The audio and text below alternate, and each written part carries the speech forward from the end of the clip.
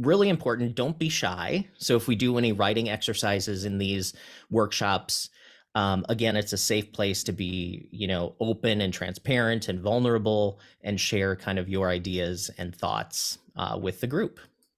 So in today's workshop, we're not really going to do many exercises, but we're definitely going to have discussion. So you can definitely put anything in the chat or raise your hand.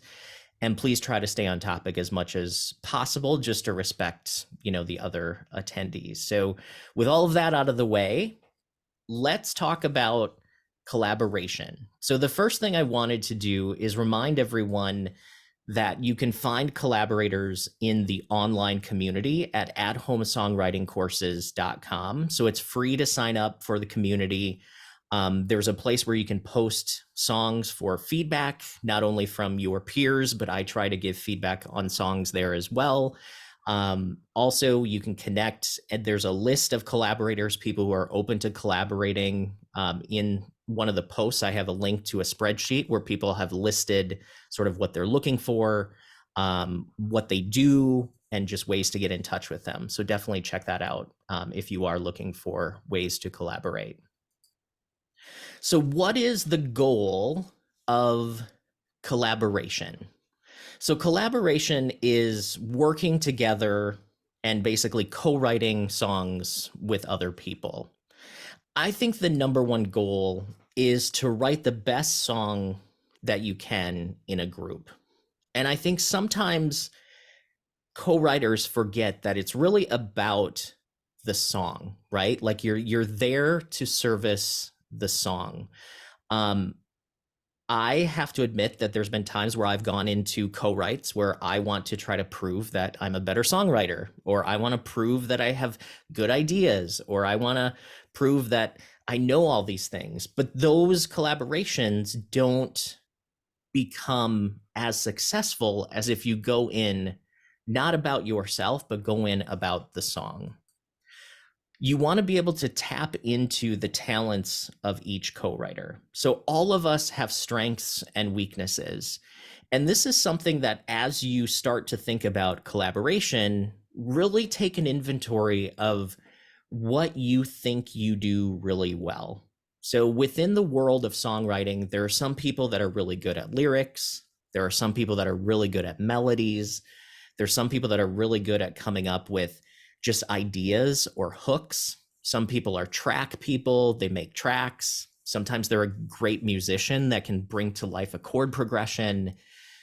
Most of us have some part of that we do better, right? So finding people who complement us is really important, because if you just have two lyricists get together and neither of you really know how to write music, you're really only going to get the lyrics done. So you're not really going to get a song out of the deal. So it's good to try to find collaborators that are good at the things that you are not as good at.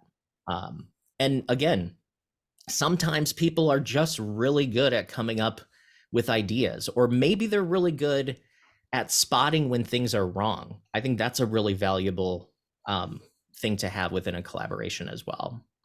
And I should let you know that after we go through some of my ideas and some of my concepts, then we're going to jump into just kind of open discussion. So you also, in a collaboration, want to find ideas that wouldn't happen when you write on your own, right? So the idea here is go in open-minded so you can be open to something that someone throws out. I think one of the big mistakes that people make going into co-writes is they have an idea of a song in their head going in.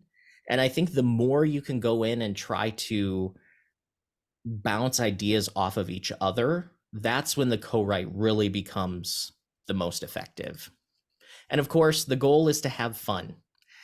One of the things that I've learned over the years is if you put too much pressure on the co-write, it usually goes south, right? So the idea here is it's probably not the last song that you're going to ever write. It's probably not the last song that you're going to co-write with the person unless you just don't get along. So don't put so much pressure on it. And you know what? It's okay if your first session, you have nothing come out of it if you had fun and you actually made a new friend, or if you just sort of vibed off of each other, because a lot of times writing together can be very personal and you have to be able to sort of open yourself up and be very vulnerable. And sometimes that doesn't happen on that first session. So moving forward, if my computer will cooperate here. It's not liking me this morning. Hello. There we go. So some of you are asking, how do you find collaborators? So I wanted to give you some ideas. First off, where do you find other people to write songs with? Well, first off, you can attend local music events and if there's any networking opportunities. So that might be, attending like concerts. Maybe there is some kind of seminar that happens in your area. Maybe it's a festival. Maybe it's an art festival. Go where there's other creative people. You could also go to open mic nights in your area. I know most places, unless you're in a very small town, but even small towns have open mic nights as well. That's a great place to sort of network with like-minded people. Also, if there's any songwriting workshops in your area, sometimes there's local community classes. Like I teach local community classes here in the Minneapolis metro. I actually have one coming up with local suburb here coming up in October, where we get together on a weekly basis and we're going to be talking about writing authentic lyrics. So check that out. Also, when you're at these events, be sure to strike up conversations, exchange contact information, and explore the possibility of working together on future projects. But the key here is when you're approaching potential collaborators, it's not all about getting something from them, right? Like sometimes I think people are turned off when you go straight in for the jugular and you're like, oh my God, I want to co-write with you. First, try to find out information about the person to see if you have anything to offer them. I think the key in any sort of collaboration is what value can you provide to that relationship. It's not always just, I want to find collaborators. You have to sort of think about, as a collaborator, what do I have to offer? So that's where knowing your things or knowing your strengths, that's where you sort of can bring that to the table. I always try to think of, if someone came to my door unexpectedly, right? Like you're not expecting anybody to show up and they just said, hey, do you want to write a song with me? I'd be like, okay, who are you, number one? And where did you come from? And how did you know where I lived, right? So that's the same thing where when you meet people, don't just go in thinking that you need something in that first meeting. Just learn about like, hey, have you been to this, open mic before? Try to figure out the culture of wherever you're at before you jump in and try to get something out of it. Also, as with offline events, there's also online platforms and communities that you can use to network and also find people to work with. So some examples, a lot of people on soundbetter.com, if you are looking for producers, if you're looking for mixers, if you're looking for songwriters, a lot of times you're going to have to pay people on SoundBetter, but sometimes developing a relationship through hiring someone can create a good connection. And even if you do have to pay for some things, it might be a good way to advance your career in the long run. So that's something that there's a little bit of cost to it. Other platforms, there's a Compose, where there's songwriters and composers forums where you can meet other writers and other composers. Also Bandmix, this is where you can connect with other musicians, other songwriters, other producers. And then of course there's Facebook groups and other social media groups where people hang out. Also collaborate with musicians in your existing network. So think of, who are your friends that play music, or who are your friends that write songs, reach out to them and just kind of say, hey, like I've been thinking about doing more co-writing, or I have this project in mind. Like, is there some way that we might be able to work together, or come up with some sort of mutual thing? And sometimes it's even just hanging out. Like, hey, do you just want to come over and jam? Like, that's a great way to create kind of a, community, and also make some new friends as well. Also, join the At Home Songwriting community online. Again, that's at athomesongwritingcourses.com. So a lot of us, we see each other online in these meetings, but it's totally cool to connect outside of this and maybe make some other, songwriting connections as well. So before we move on to the next step, are there any questions or any comments on what we just covered so far? Awesome. So let's talk about song ownership. So this is something that comes up in collaboration all the time, and it's something that you should be thinking about, because writing songs with your friends, or writing songs with people you know, even people you know, I should say, it's all fine until someone starts making money with it, right? Like, it doesn't matter until somebody starts making money, then it really matters. So what I want you to do, and I am not a copyright attorney, I am not an accountant, like I just know the basics of this, but these are things that you really do need to think about and also talk about on the front end. So first off is, be sure that when you are working with someone, be sure to document the contribution. So clearly document what each person is working on, and create a split sheet that outlines the ownership and the percentage of the splits for each songwriter. And sort of the industry standard is, if whatever the number of people working on the project, regardless of what they've contributed, it's an equal percentage in ownership.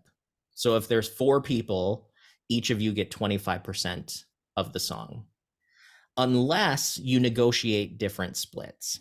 So sometimes you may be able to negotiate, like, hey, you did, like, I don't know, very, like, a few things on the song, but, a couple of other people did a bunch of other stuff. You may be able to negotiate different splits, but you have to be open and honest with it. And it's usually just easier to split it evenly, so there's not really these arguments coming up.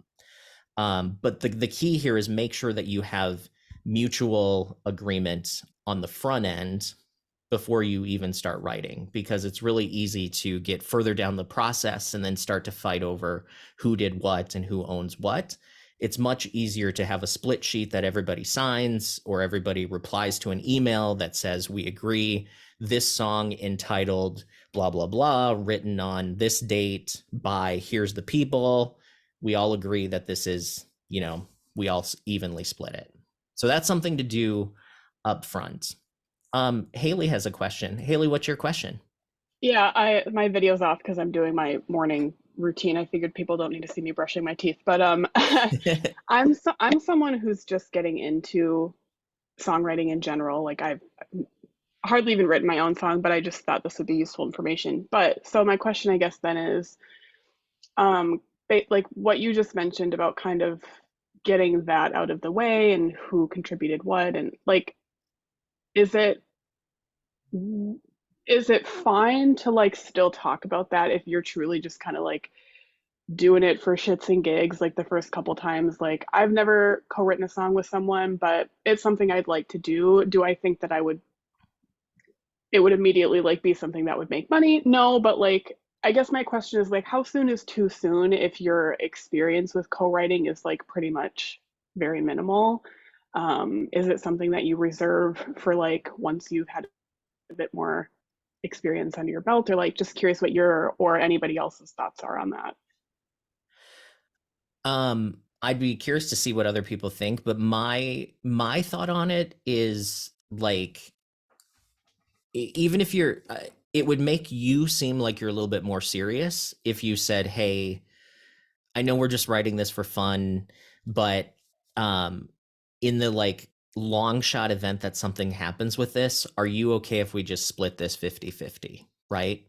Kind of don't make it necessarily like a here's a contract. I need you to sign this contract before we enter this like creative Sure. opportunity, right? Yeah. Um I think you just play it off as kind of like, I know nothing's probably going to happen, but it's always smarter to be open and just say, hey, since we're both working on the song, are you cool if we have just 50-50%? And then you can have them basically just write down their information on something so you can use it to store the information about the song, right? Because that's one of the things that becomes important when you are songwriting, is keeping documents and keeping a record of where it's happening. So I think you have that conversation, but not in like a serious way. Does that make sense? Okay. Yes. Yep. That does make sense. That's helpful. And Chuck, what are your thoughts? Yeah, I think it's a great question. And you're going to run into people like yourself who have very little experience with co-writing, but that doesn't mean that you and them aren't great songwriters. So it's important to go into these processes, these meetings, thinking that you will contribute as much as anybody else, and as such, expect to split the co-write evenly. Very rarely are co-writes not, at least the ones I have experience with, have they not been 50-50 or 30, if there's three of them, it's 33%, it's usually evenly split. But don't, my advice to you going in, since you don't have a lot of experience with this, is don't discount your abilities and have a lot of confidence. I know it can be very intimidating. I've been through it. Yeah. Yeah, it is. It is a little intimidating, but remember, you just might be the strongest writer in the room. You may come in with the hook. You may come in with the melody. You may contribute more than anybody. And so go in, it's okay to be a little bit apprehensive, but be confident at the same time. And then you can, then see where you're at. Like Chad said, establish up front, hey, we're just going to split this evenly, or do you want to split it another way? Do that up front and then have fun. All right. Cool. Thanks, Chuck. And I see other people have their hand raised, but Donna had a question she sent to me. She said, how would you decide beforehand on the splits if you don't really know who would contribute more? What if you agree to 50% each and then one person does all the work? So that's where the industry standard is. You don't sort of nitpick over who does more unless the person literally just kind of sits there on their phone and doesn't really contribute. Then you would have to talk to them and negotiate a different split. But the industry standard is like, if they're in the room and they've been involved with the song, it's an even split. It becomes such a mess to try to determine who does what and who does more. Because how do you, like, somebody could throw out the best idea in the world, and you actually, they're in the room and they say, hey, we should write a song about XYZ, and then you do all the work and make a song about XYZ. That song wouldn't have existed without their input. So that's an even split. So that's how they do it in Nashville. That's how they do it. And as far as like split sheets, just Google songwriting split sheets, and there's a ton of templates you can download out there. They're super easy. It's just like names, contact information, title of the song, when it was written, all of that stuff. But good question. But yeah, if someone really says, you know what, I didn't work very much on this song at all, you can have it. Make sure you get that in writing, because if that starts to make money, they're gonna not say that same thing. Judith, you had your hand raised. Yes, hi. Good morning, everyone. I have a quick question, and I may be a little ahead with this, Chad. This may be something you plan to cover, but is it complicated if everybody involved is not a member of a PRO, or is this something that needs to be discussed, in this particular stage of a collaboration? So yeah, so good question. So I actually had somebody email me earlier this week and was asking about PRO and how that relates to copyright. So basically that's what we're sort of talking about here. So a PRO, it's a performing rights organization. So we're talking like ASCAP or BMI, or if you're in Canada, I think SOCAN is the one that's there. I think there's a CSAC that also is a performing rights organization. Their job is to collect performance royalties when the song is on TV or on the radio. So if your song is not on TV and your song is not on the radio, nothing's going to happen with the songs that you register with them. They provide educational opportunities, they can provide information, they can sometimes provide networking opportunities. But for Judith's question, like, does it have an impact on who's registered with a PRO and who's not? Not really. Except for when you go to register the song, you will have to list who owns the writer share and who owns the publisher share. Okay. So any song has writer royalties and then it has publishing royalties. So there's actually basically 200% of a song. Most of the time, if you're writing with someone who doesn't have a publisher, you're both going to own 100% of your own publishing. So everything's 50-50. But sometimes you may write with, if you're lucky enough to write with someone who has a publisher, their publishing company is going to own part of that song too. So the writer share would be split 50-50, but you would have to find out how they split the publishing share of the song. So it would still be 50-50 on the publishing, but they would have to figure out what percentage of their publishing their publisher gets, right? If you're not releasing your song commercially and it's not really getting much traction, registering with a PRO is, I think, something you can do just in case it gets used online and it gets tracked, Right. and you might get a few cents, but I wouldn't worry too much about it on who you're writing with, if they are or not. And it's not, and it sounds like it doesn't matter because if it does get performed somewhere, the PRO is going to make sure that the writers, whether they have a PRO or not, get their share, gets credit for it anyway. It sounds like to me, is what you're saying. Yes, but you would have to be registered in order to collect those royalties. So Okay. if you were not registered and your co-writer was, they would get money and you wouldn't. But again, until you start getting on TV or on the radio, you're not really going to get anything from them.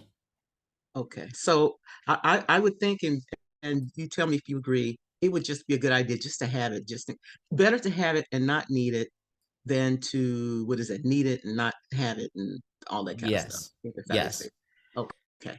And Okay. also, registering with a PRO is not copywriting your song. So Right. that's something that people think too. So copywriting happens with the government and the Library of Congress. That you do at copyright.gov. PROs, that's just registering your song. So if it gets tracked in their surveys, they know who to give the royalties to. Okay. Okay. So a registration with a PRO does not prove date of authorship. Okay. So that's something to know. Okay. Thank you. Yeah. Jeanette, you had your hand raised.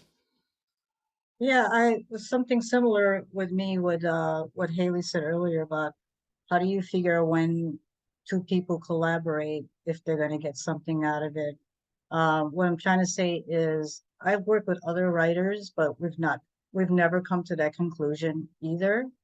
But just recently, well, not recently, like a couple months ago, when we had that last songwriting turn-in with that one song that I did, Twisted Memories. I mean, somebody wanted to collaborate with me, but we didn't live in the same state, but they wanted to do something with it.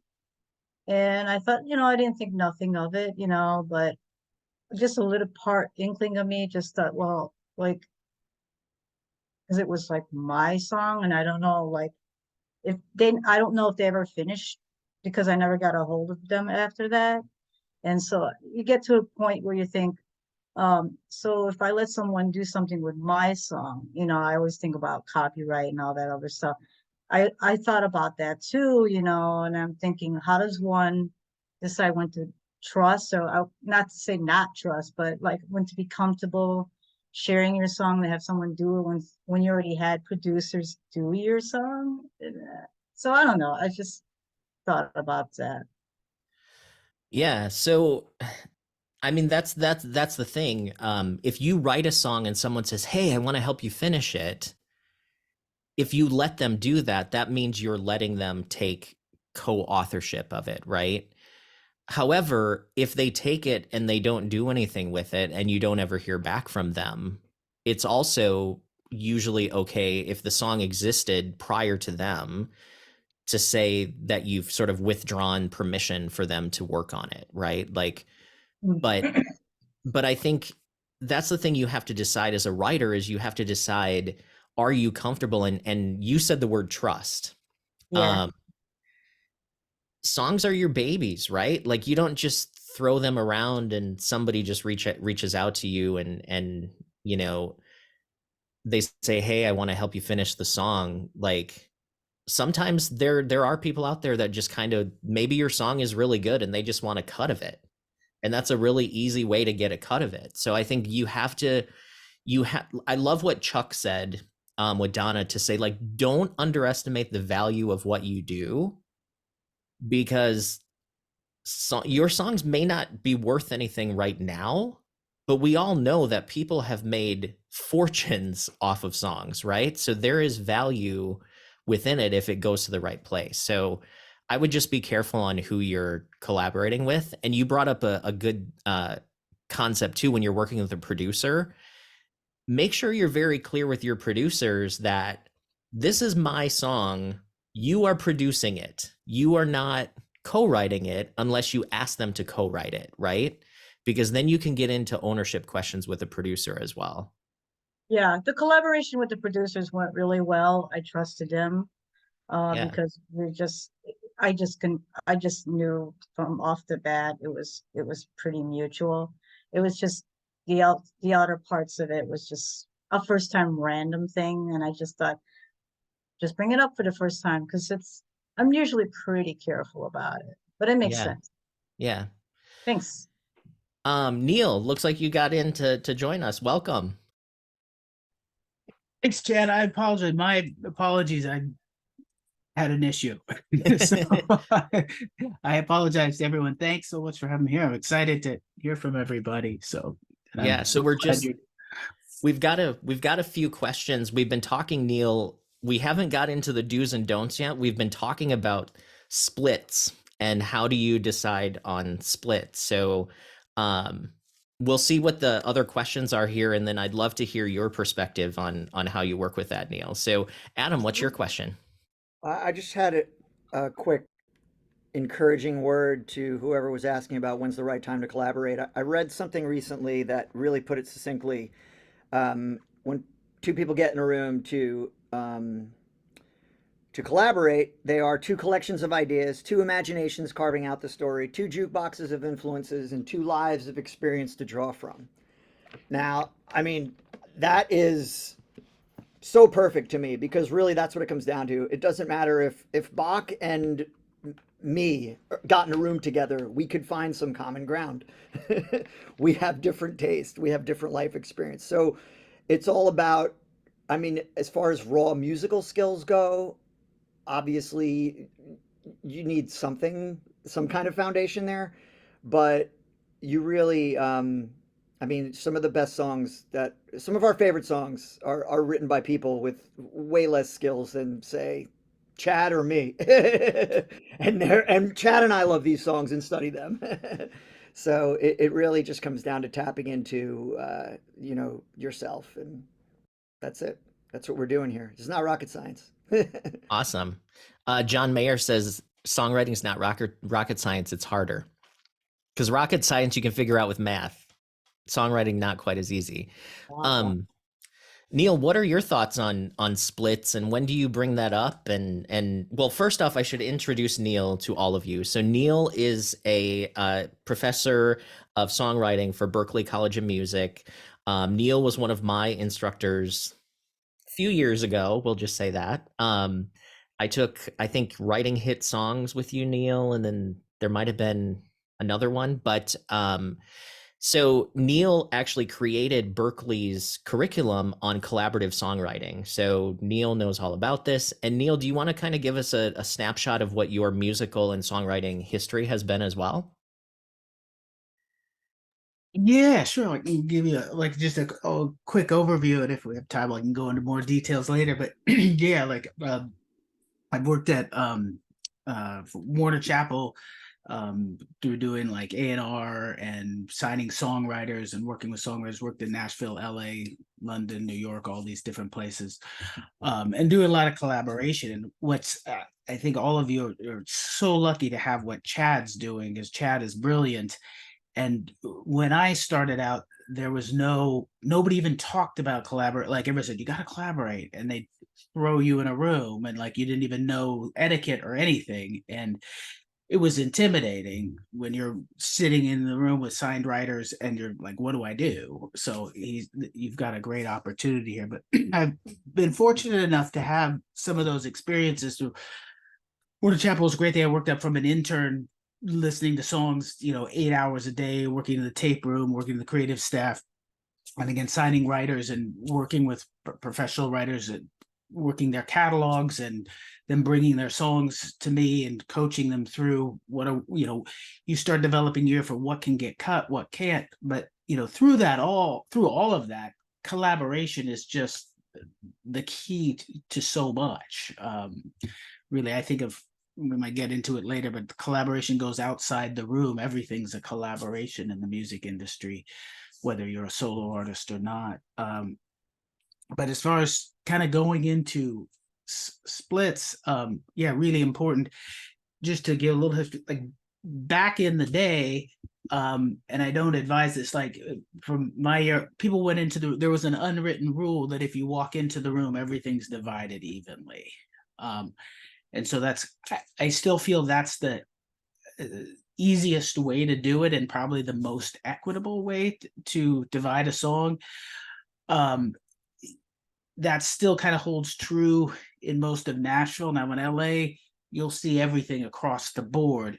And you also see a lot of people not getting any money because the people have created these insane splits. And to me, over time, going into the room, and the thinking behind that to me is that if any of us walk in the room together, you can't quantify it by number of hours you put in line. Is a verb worth more than a noun in a lyric, or is a major 7 chord worth more than that? So, and if we're in a room and I'm just looking around, if Donna says something and it causes Chuck to come up with the line that we're like, that's the title, it wouldn't have happened without Donna's idea.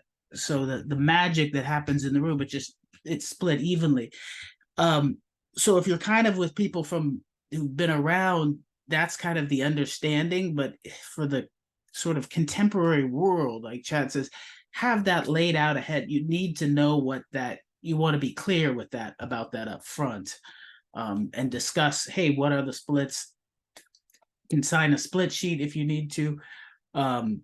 But you want to have the discussion. Communication is key, because you just need to know where everybody else stands and what their thinking is, because that will cause problems down the line. So before you start writing, you need to know what that is and bring up the conversation.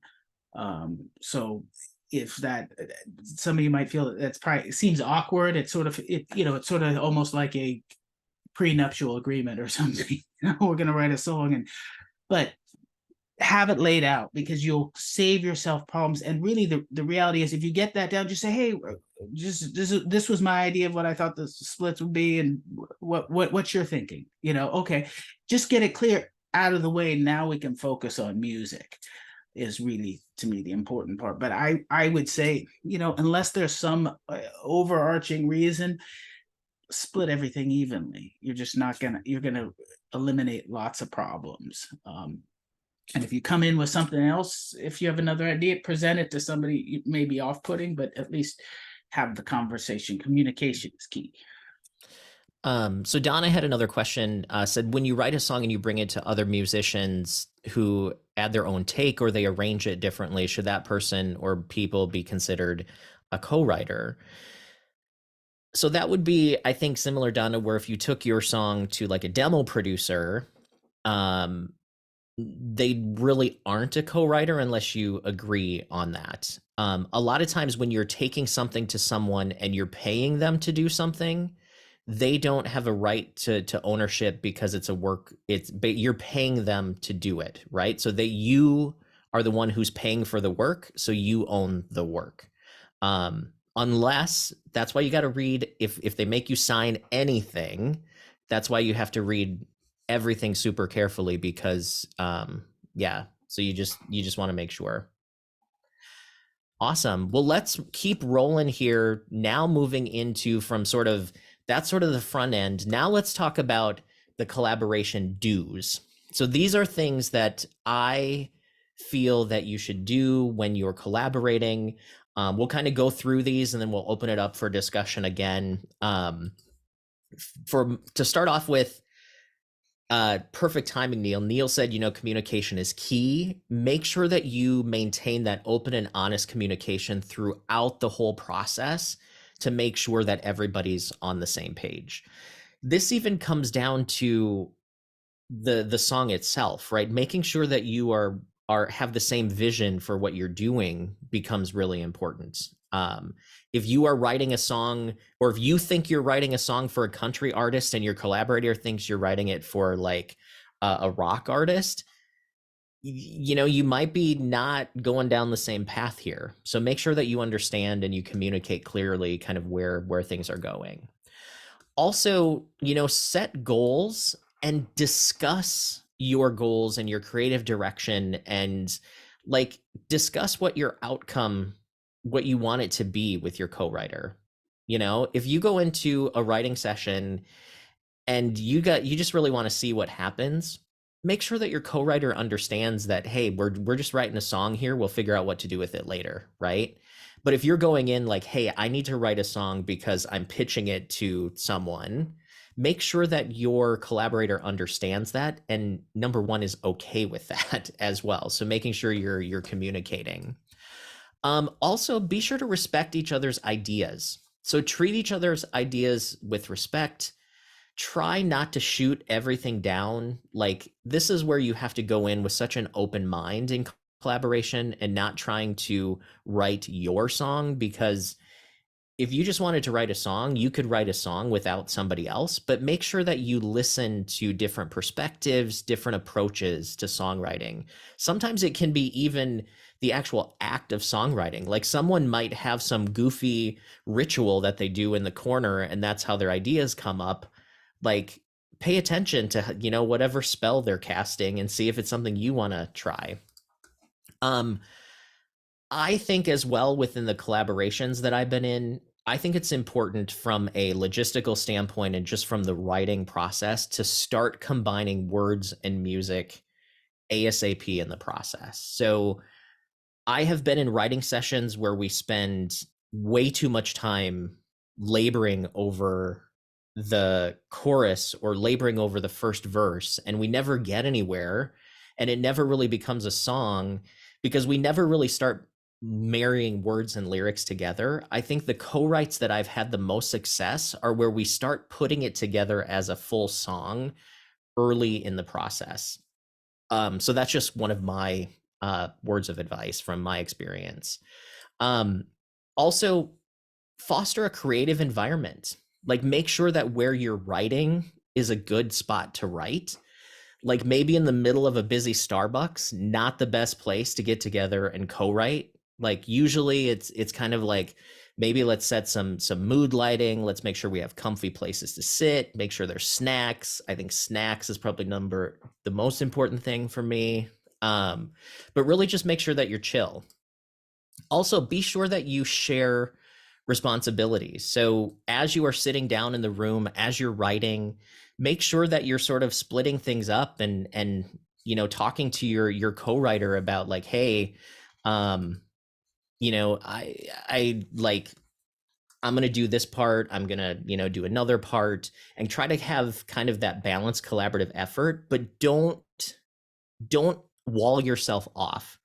I've also worked with people that go into this zone of, I'm going to write the lyrics and then you can set it to music, which is fine. I mean, that can be how it works, but that doesn't feel as collaborative in the moment, right? Like if we're going to do it that way, we could just email files back and forth, right? I think being in the room or being in a Zoom room together, it's really about interaction. And Haley, did you have your hand raised? Yeah, I was actually just hoping you could clarify briefly on the comment you made a minute ago about getting words to lyrics as soon as possible. Again, this is coming from someone with pretty much zero experience, but like how would you differentiate those two? I guess like what do you kind of like mean by that? So what I mean by it is start getting a sense of how the lyrics sing melodically, right? Like Okay. try to get a sense of how the song is structured. So it could be as simple as like, here's our title, how are we going to sing it, right? Like what's the rhythm?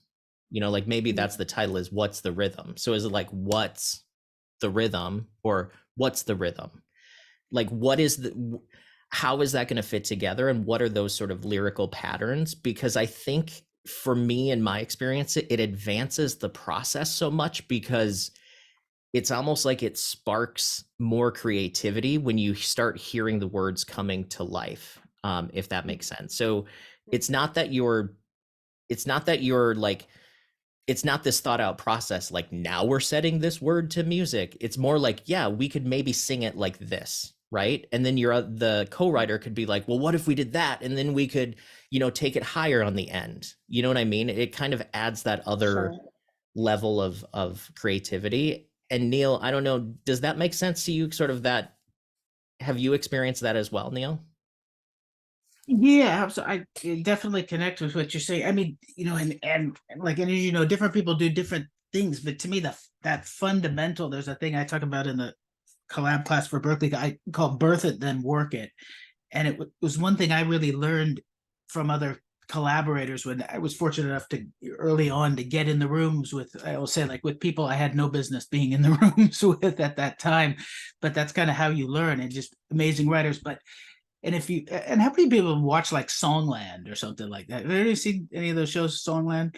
Yep. Well, like, and like Esther Dean talks about this, but it's something I learned so much about songwriting from collaboration. But the idea is like Chad said, is like kind of get a draft of the song out. Like I think Chad's making such a great point that if you get down into like, you know, how many of us have gotten stuck? You're like, I'm on the second line of the second verse and I've been there for 3 hours, you know, but like rough out the song and like Chad's saying, if you're getting a feel for, hey, yeah, like we could do the title like this, and don't worry, it could change later, but you're gonna get the feel for the song, and like before you get down to details.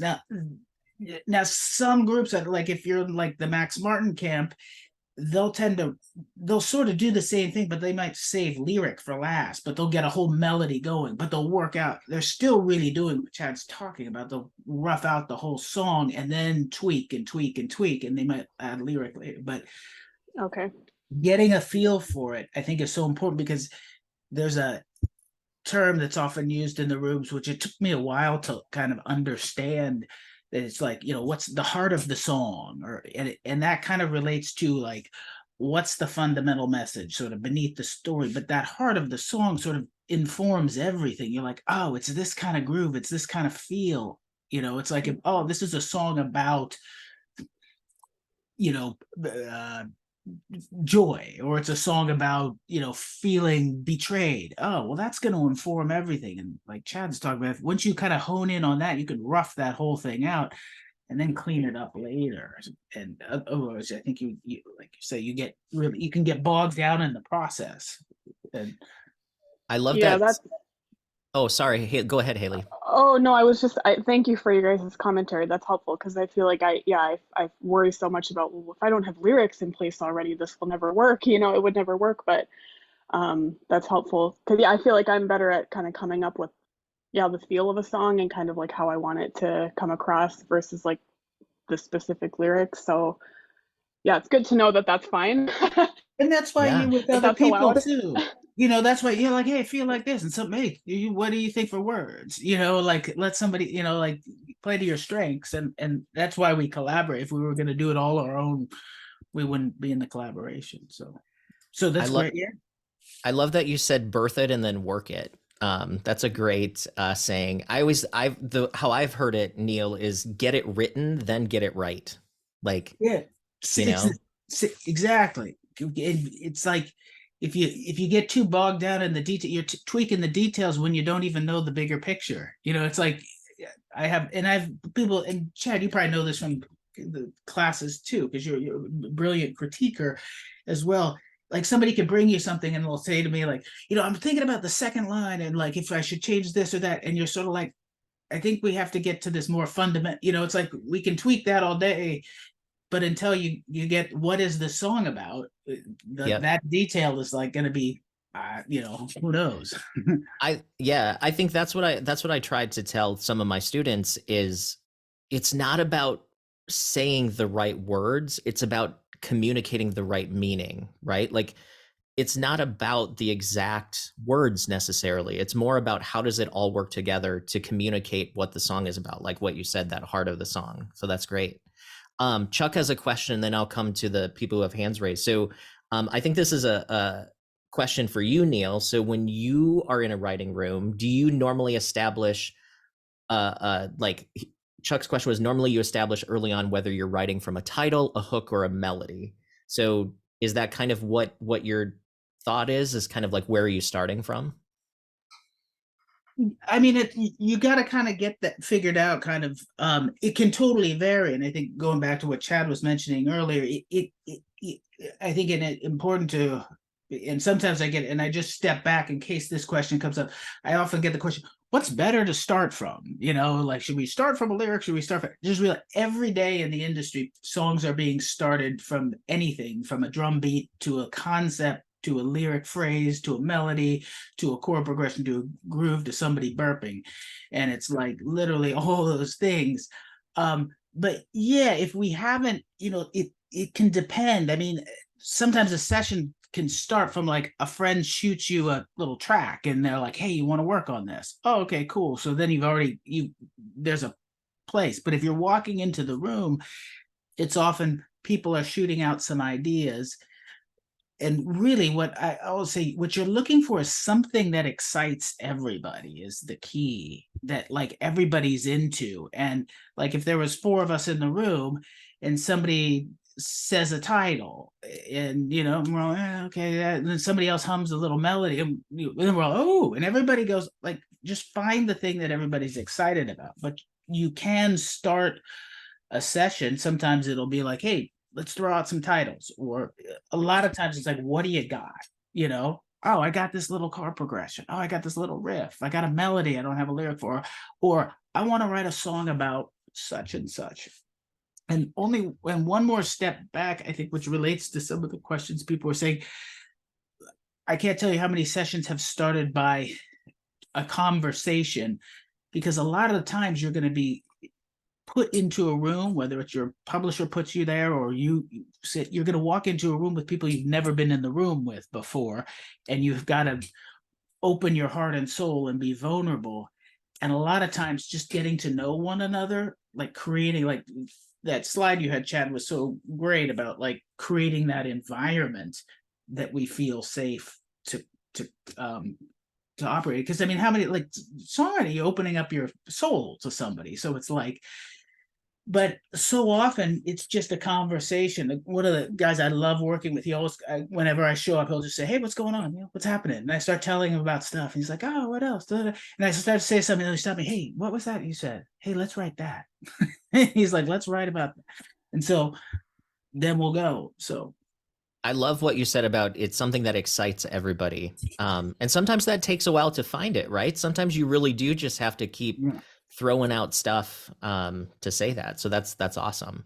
And Judith, you had, oh, sorry, Neil, go Well, ahead. I was just gonna say that goes to your point that Chad made such a great point to remember, like when you said, you're not writing your song or I'm not writing my song, and that's why you find that thing, and it can be frustrating. It seems at first, but like, just imagine if you're on the end. I might be all jazzed up about this idea, like, hey, and I bring it into the room, and like everybody else is kind of like, doesn't mean it's a bad idea. It's just not the idea for that room at that moment. I can still go write that. But like Chad's saying, it's find the thing, ultimately getting that song done is going to be a lot of work. You got to have something that everybody wants, that everybody's in on.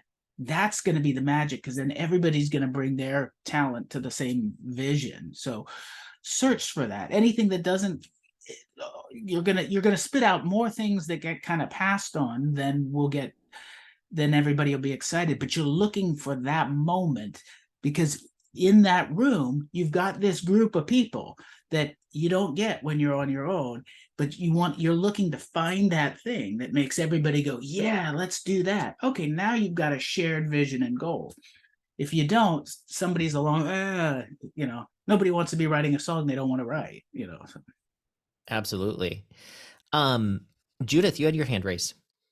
Yeah, I just wanted to just share my just recent experience. I just finished a class songwriting in the second semester, and it covered collaboration. And I just wanted to offer a tool that that my collaborator, actually we had to do 3 songs. So there were 3 teams of us. So my last team was with a guy, and one of the tools that we used was Google Docs, and it was great.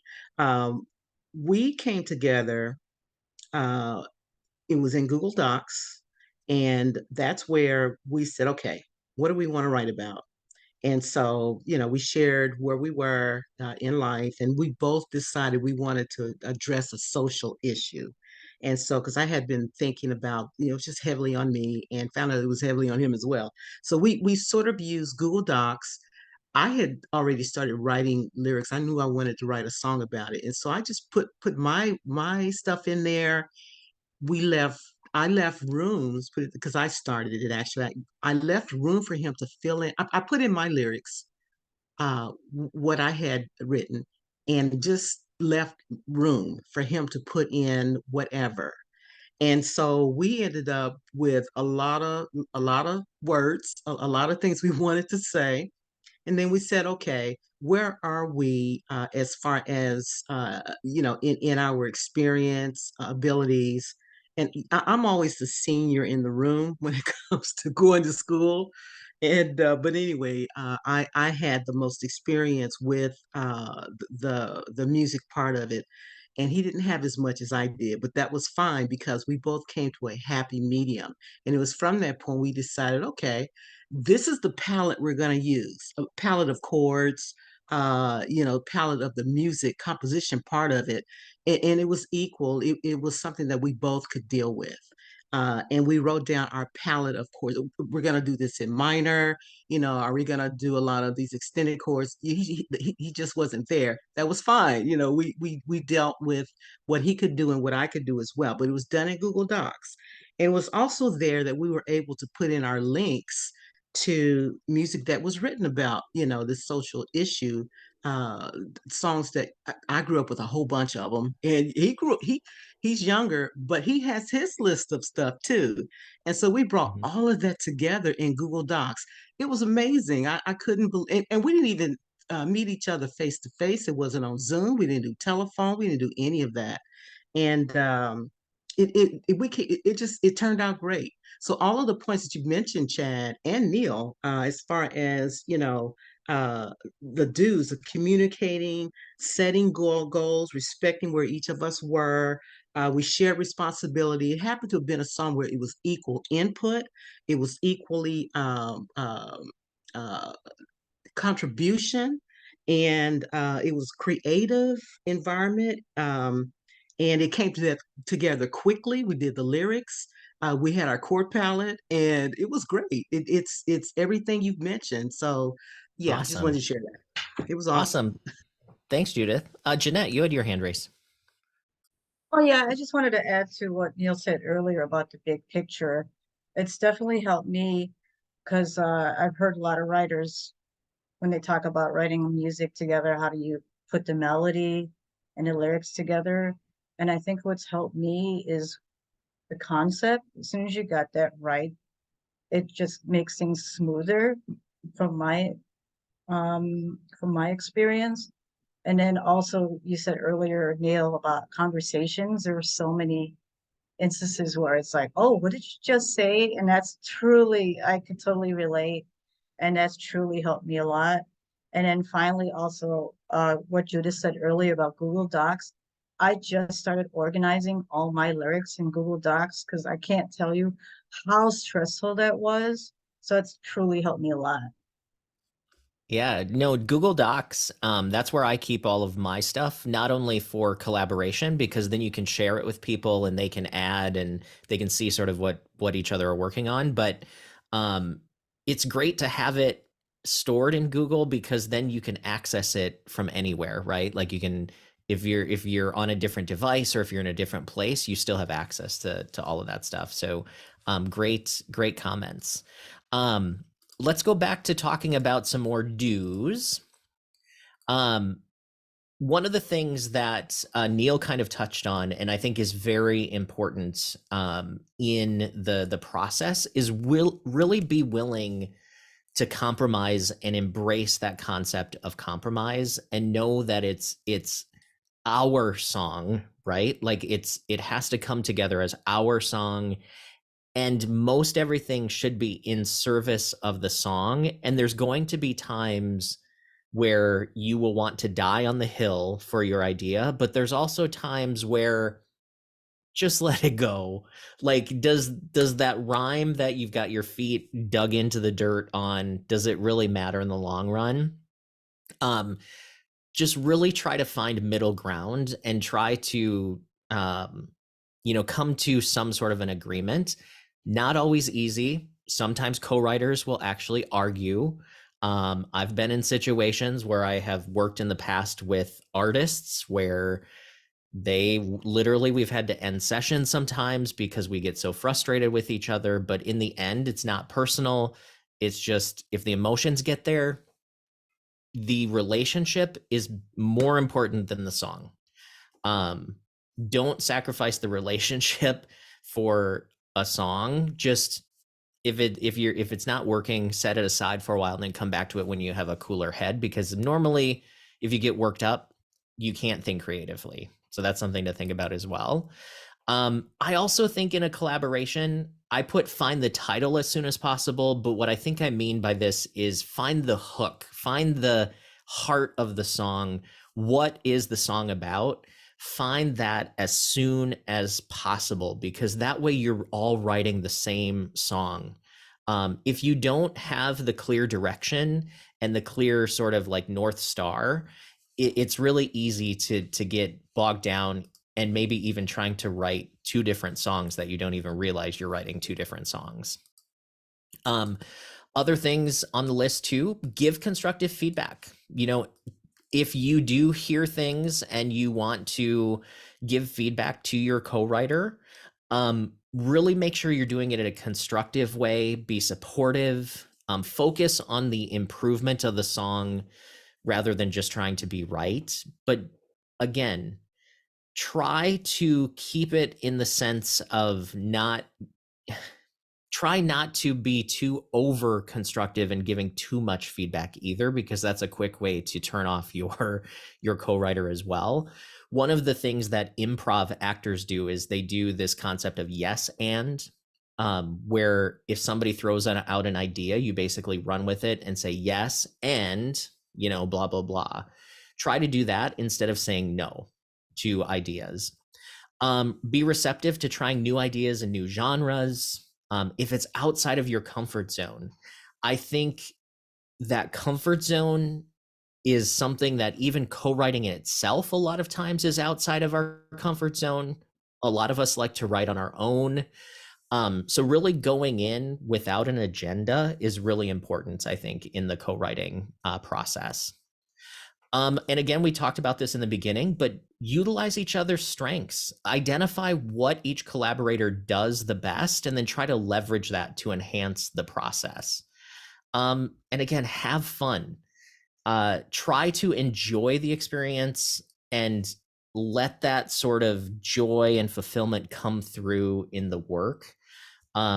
I think I have psyched myself out so many times in co-writes because I go in thinking I need to write something that is really good, or I have to go in and write something that accomplishes something. In the end, if you end up having a really fun time and the song is just kind of mediocre at best, who cares? You got another song, and that means you'd probably want to co-write with someone again. And you might write a better song next time. CJ, you have your hand raised.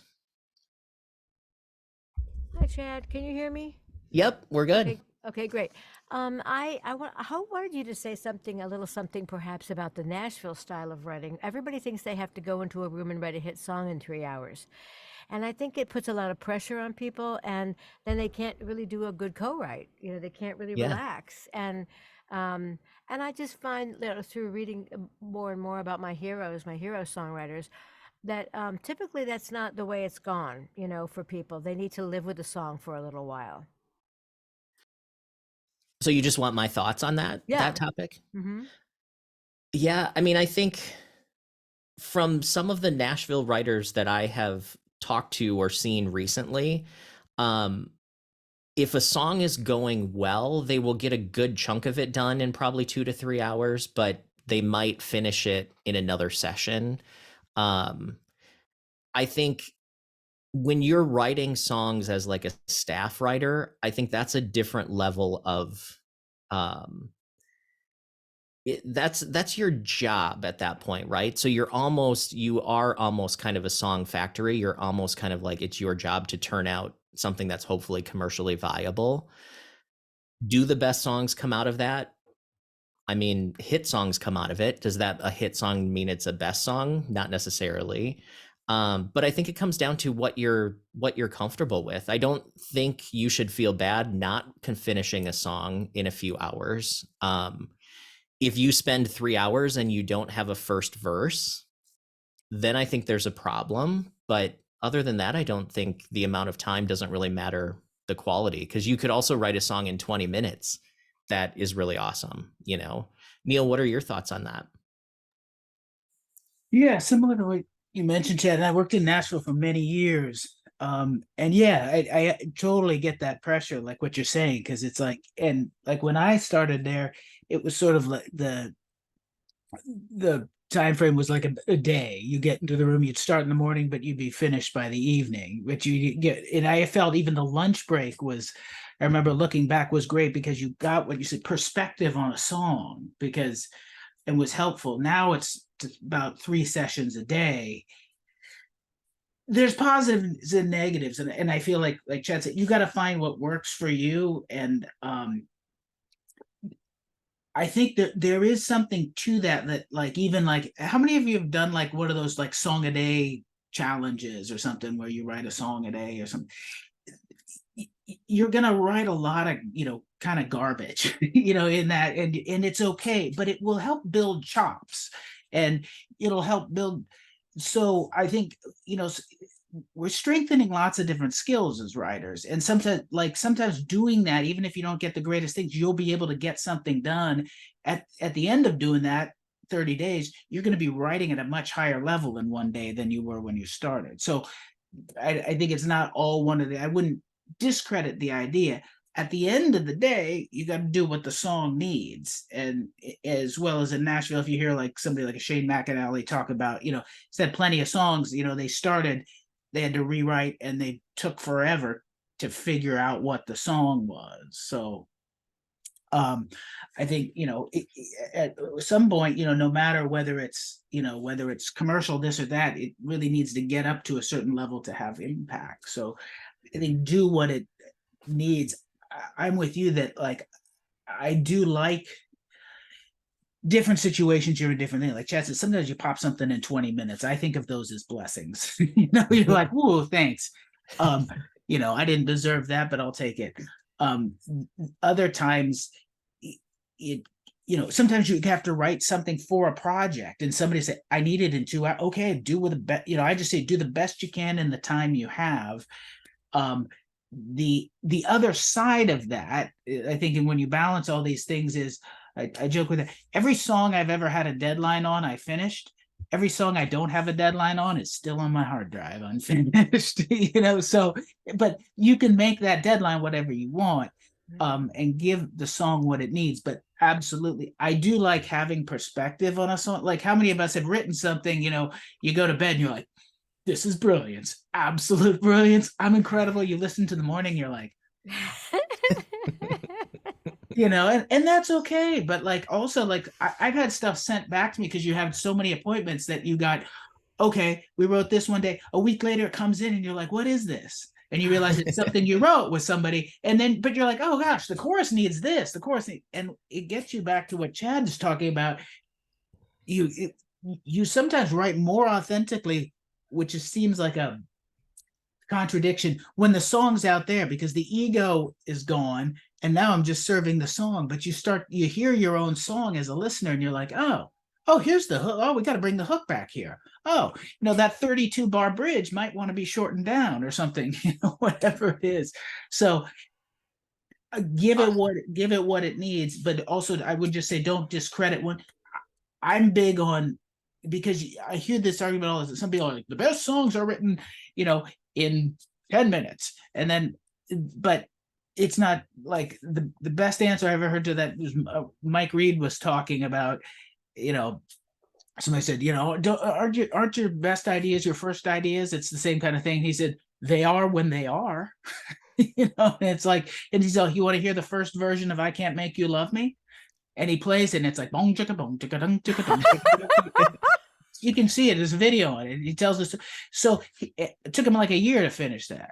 There's other songs that are written. And so it's like, I always have to go back to, you'll hear lots of statements in this industry and just keep going back to like, what's actually happening, or even people say things, a song does this. And I'll be like, some songs do, some collaborations go this way. So, but embrace it both, build your chops at being quicker and also give it what it needs. You're strengthening all the skills. That would be my take, and trust your gut on like, because the other thing is like, you got to bring it to the level. Here's a reality of what the results sometimes of both our skill not yet being there, as well as sometimes writing fast.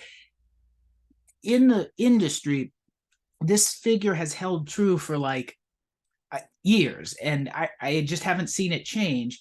But for signed writers, professional signed writers, about 4% of their work sees the light of day. And so, that can be devastating or it can be encouraging, because like, we can be like, oh, when you like, I felt very fortunate to be able to be in a publishing company and hear what writers had done early on. Like, people were writing hits at the time and I was really young, and you're like, oh, their early stuff wasn't that great, and you're like, oh, and like realize that like, oh, they were human too. Nobody like, pops out of the womb and is like, I gotta finish a pre-chorus. It's like, so you you learn these things. So but when you realize, oh, okay, you develop this skill, but even at that high level, and there can be multiple reasons why some of that, but a lot of it just isn't up to that level. So when you realize that batting average, you kind of understand, okay, in some of those situations, what I really learned, and when you start hearing it from different angles, as the angle of a writer, as the angle of a listener, as the angle of an A&R person, you start to go, hey, a lot of those songs just seem unfinished, which goes to your point. You pop something out so quick, it's almost an unfinished song. It's like, but as a professional writer, you can pop out a draft of something that sounds quite good to most people, but the bar is so high that like, have you gotten it there? which also to me ties into some of the most brilliant things, or Chad's slides are brilliant. His points are just phenomenal. And when he talked about the relationship being better, and I want to tie that in, I know this seems a segue, but if you think 4% of your work, if you're batting that, you're good. So you got to write about 100 songs to get 4 killer ones, you know. What he said about the relationship being important, we sometimes hold on. I have seen relationships ruined over a song that was long forgotten, and we can think about, like, if I write Bridge Over Troubled Water, that'll outlast my moron co-writer, you know, and I'll make more. Your relation and your reputation in the industry, it's a small industry. It's like, be the person everybody wants to have in the room. That's what somebody told me once. And if you do it, if you just think from that, that most of your songs will, even the ones you may think are going to be the big, may not go anywhere. It's not what Chad's telling you about the relationship. That's so important. And what he said about, I can't tell you how many writes I had. The people came out and, like, my reputation as a co-writer became better because you had a great time, and you can try to make the best song you can. And at a certain point, it's out of your control. If people love the session, it's like your career will be go, oh, that's great. You could write a killer song, and if people hated it, you know, hated the process, this is what happens. Somebody will go like, hey, have you ever written with so-and-so? And they'll be like, yeah. That's all you need to know. Nobody will say anything back, because the unwritten thing is, hey, you know, have you written with Ron? Yeah, man, Ron's great at Great Hang. Somebody will write with you again. They don't even care whether the song was great. But, oh yeah, man, I love writing with Ron. If you say, like, have you written with so-and-so? Have you written with Neil? Yes. It's like, well, Awesome. But anyways, but I'm sorry that was but give the song what it needs when you can, but don't be afraid of doing those. Do some 3-hour writes, or even an hour, and see what you come up with. And you can always take it further on your own. But it's a good skill to have, that you can, like, crank it out, and you'll get better. Thank you. Thank you. I have just one quick follow-up, Chad, if it's okay. Yeah. He said, Neil, you said something about sometimes I think you write more authentically from a distance. You said when you hear your song as a listener, sometimes the writing is more authentic. Can you just talk a little bit about what that means? Because that's a sticking point for me, authenticity. Yeah. Oh, I know. And that's why I say it, because I knew it would ruffle somebody's feathers. But no, but it's the reality. Here's why. Because you get all your BS out of the way.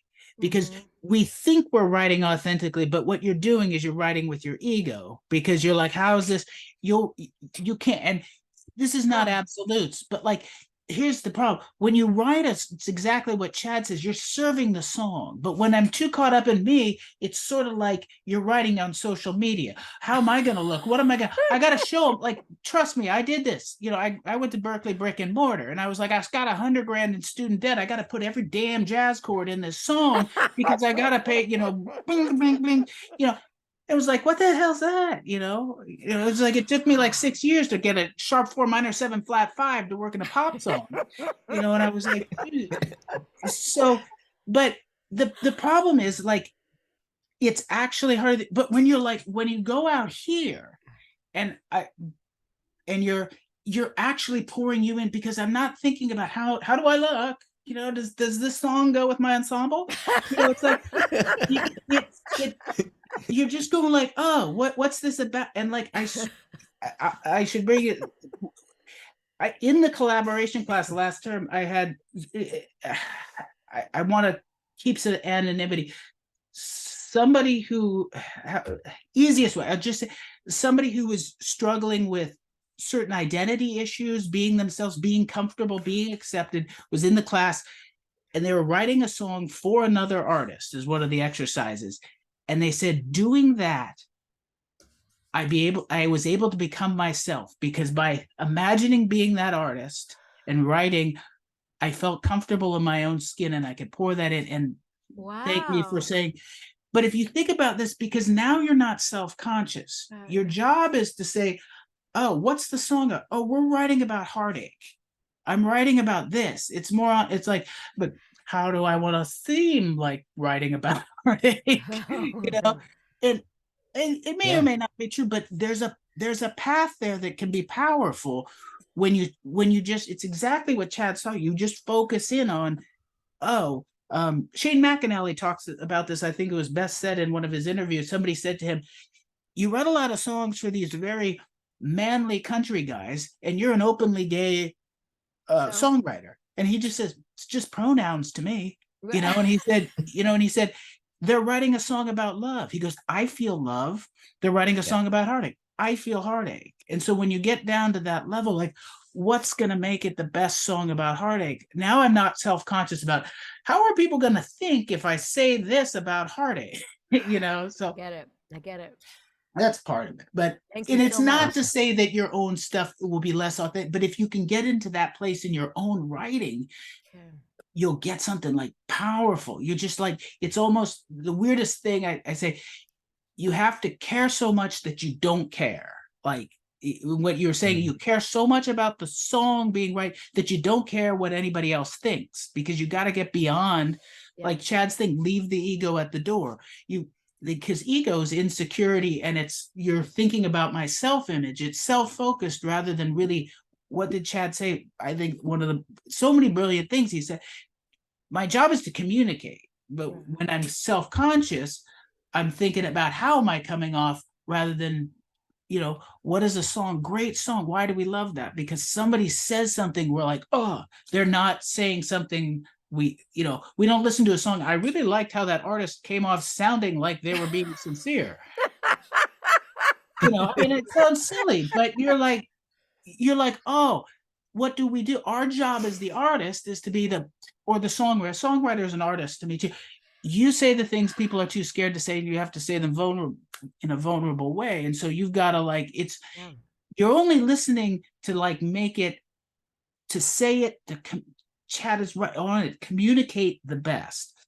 Rather than, if I'm thinking about my image, it's like, hello, honey, I would like to tell you I'm very much in love with you. It's like, it's not going to work. You're like, hey, I know I did that. I know I'm not all these things, but I love you. I love, oh, I can't be thinking about what's she thinking about? Oh, what's my ensemble again? But anyway, so Awesome. Thank you so much. Thank you. Haley, did you have another question? Yeah, I'm happy to save mine for the end here for the sake of time. I don't know if mine's getting ahead of itself or not, but mine was just kind of like, I guess, at what point do you know that a collab's just not gonna work? At what point do you throw in the towel versus just beating your head into a wall and trying to force something? I feel like by nature I'm very much a people pleaser, and I want, if I feel like there's somebody who I would want to sit down and write a song with, how do you know if it's just not working? How do you kind of make that call respectfully in a way that's not offensive to someone? Yeah, I guess that's my question. I think for me, something that I've learned over the years in that respect is, and I've actually coached some people who have come to me with the same question, like, hey, I have this co-writer, we're trying to write, but we're just not getting anywhere. It's not fun. What do I do? And I think you just have to kind of be very vulnerable and reach out to your co-writer and say hey, I think you're an awesome songwriter. I just don't know if what we're doing together, if it's necessarily working. I think you have to have sort of a professional breakup. And I think trying to maintain the relationship as being respectful of each other as fellow artists and songwriters is important.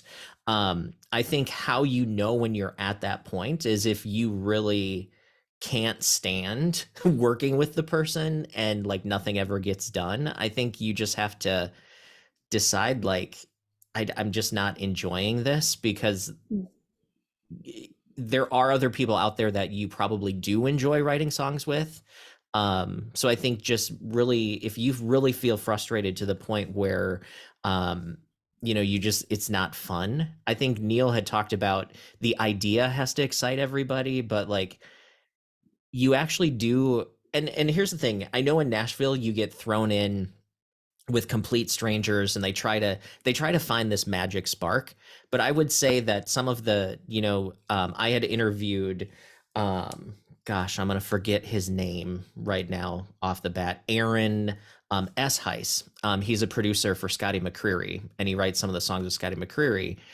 He said there are times where you get into the room with somebody and that is the first and last time you do it because it just doesn't work. And that's part of the experimentation. I would say that co-writing is a lot like dating.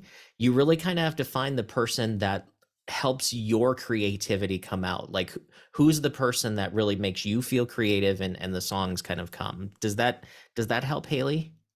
Yeah, yep, that does help. That's kind of, I think that's sort of what my intuition was telling me too, but it just wanted to kind of get your input on it, or if anyone else had anything. But yeah, that's helpful. Thank you. And one more question, and then we'll go to continuing the presentation here. But Chuck, what did you have to say? Well, I mean, I like to piggyback on what Haley was just talking about, because I had a write in Nashville with an unsigned artist, and to answer your question, and it goes to what Neil was saying earlier, when the song, after an hour, if the song doesn't have it, if you don't have a good direction, if you don't have the feel for something that you both want to work on, or all three of you or all four of you want to work on, you'll know when it's not working. If you can't find that title, that idea, that melody, that riff, you'll kind of have a feel for that. And nobody has to be nasty. I had that happen. And after 90 minutes, I could tell we were not going to get a song done. We wouldn't get one done that day. We weren't going to get one done in a month. We just didn't work that well together. It wasn't anybody's fault. And I pulled the plug on the right. It was in a hotel in Nashville. And I just said, listen, I'm sure we both have some other things we could be doing. And this isn't being productive. And we went our separate ways. There were no hard feelings. And she still wants to write with me. I'm not sure why, but the fact is, it wasn't anybody's fault. We just didn't, that day, we just really weren't getting any ideas out. And that ties to one of the bullet points on Chad's last slide, and Neil talked about it too.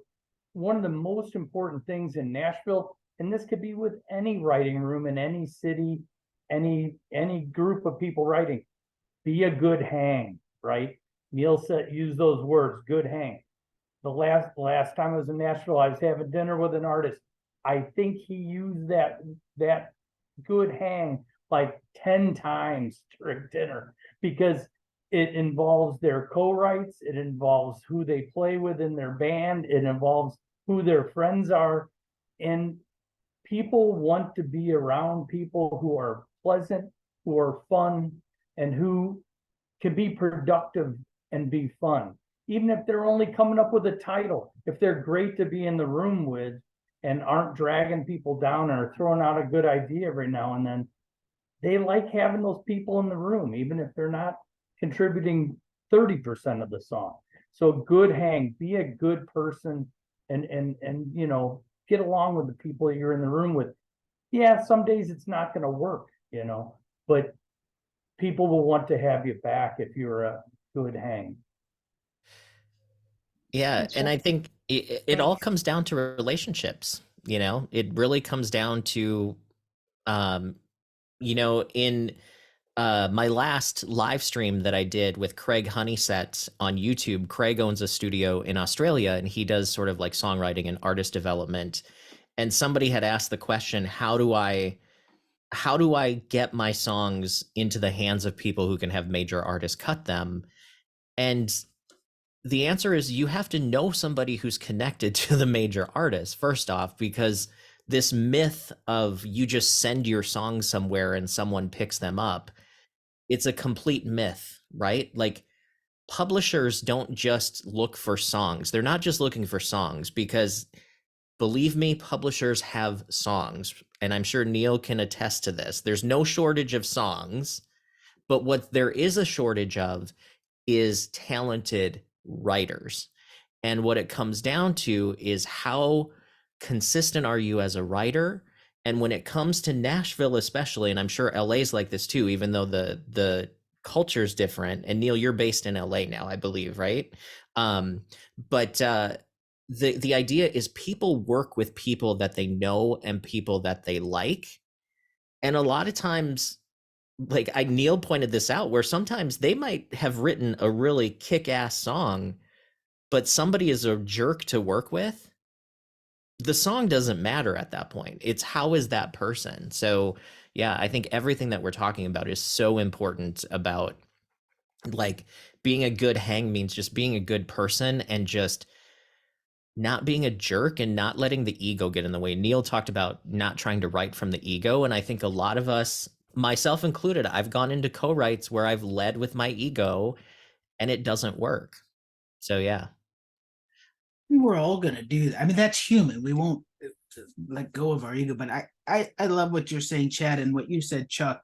That it's so important. I think that can't be stressed enough. And it seems counterintuitive, but what you said, Chuck, the person who's if there's somebody in a collaboration and literally practically all they were doing was sort of the metaphor of cheerleader, woo, go, go Steve, go Lisa, and it brought the best out of you.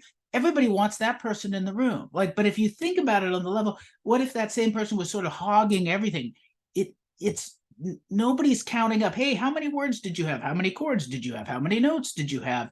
Like, because everybody wants to be writing. And so like almost the person who steps back and just helps everybody else is going to be, you can find yourself in the room if you're a great reflector.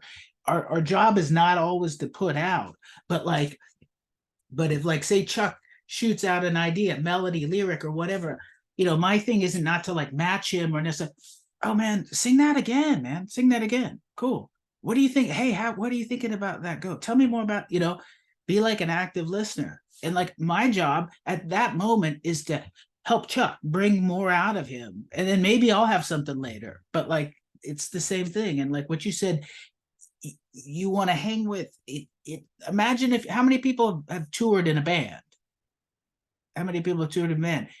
Like, it's like what Chad's talking about. There's no shortage of great guitar players, bass players, singers, drummers, blah, blah, blah, blah. There's no shortage of amazing musicians. Who do you want to be locked in the bus with when it's raining in Milwaukee? It's the same thing in writing. Who do you want to hang with? And it goes what Chad's saying further to the relationships. Trust me, when you sign somebody to a writing deal, trust me, you are married for the duration of that deal. And you are married to both their personality, you are married to their work ethic. And I learned very quick, I'll tell you, the only one thing I found in life that is worse than losing a whole bunch of your own money, I mean, in that category, there's much other worse things in life, but in the financial is of losing your own money is losing somebody else's money. And when you sign somebody and you don't get return on it, and what I learned is you can have writers at this level, this level, this level, this level, any day of the week, and you'll ask anybody who's signing, will sign somebody who's down at this level, who shows promise to learn, who works well with others, who's going to do, that's who you sign rather than the person who's up here, who is difficult to work with or probably won't grow. So everything Chuck talked about, it's like you want the person who's going to be the good hang because they're going to draw more people in. You have the difficult person, they're less likely to grow, get to where they want to go, and they're going to repel people. It's a losing situation all the way around. So let's go through some collaboration don'ts. And then Neil, I want to pick your brain since you've been on the front lines of a publisher and listening to publishers and sort of who they look for. I would love to give everybody some perspective on what that bar looks like and sort of what that looks like in the real world. But let's go through some of the collaboration don'ts here. So these are things, and CJ, I see that you have your hand raised. We'll wait just a little bit there. So some of the don'ts, I love what you said, Neil, about someone hogging the room. So don't dominate the creative process. So know when to sort of sit back and let your collaborator shine, right? Like give everyone a chance to contribute and don't always put the pressure on yourself. I think that's a mistake that I've made going into collaborations, is I feel like we have to produce something, we have to do this. And I think for me, that comes from having a background working in corporate America, right? Like if you have a meeting, you need to probably be productive and you have to get projects done. In the creative process, that's not always helpful, right? So try not to dominate it. Don't just instantly dismiss ideas right off the bat.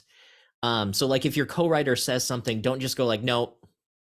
Stop and think about like what they just said, right? Because obviously there's some form of inspiration that they're having, that they have suggested that. So just slow down and be like, if we did that, what direction would this take, right? And actually consider it and sort of look at it. Don't just shoot it down right away, and try that yes and. Also, I know we said give feedback in the last what you should do, but again, don't be overly critical.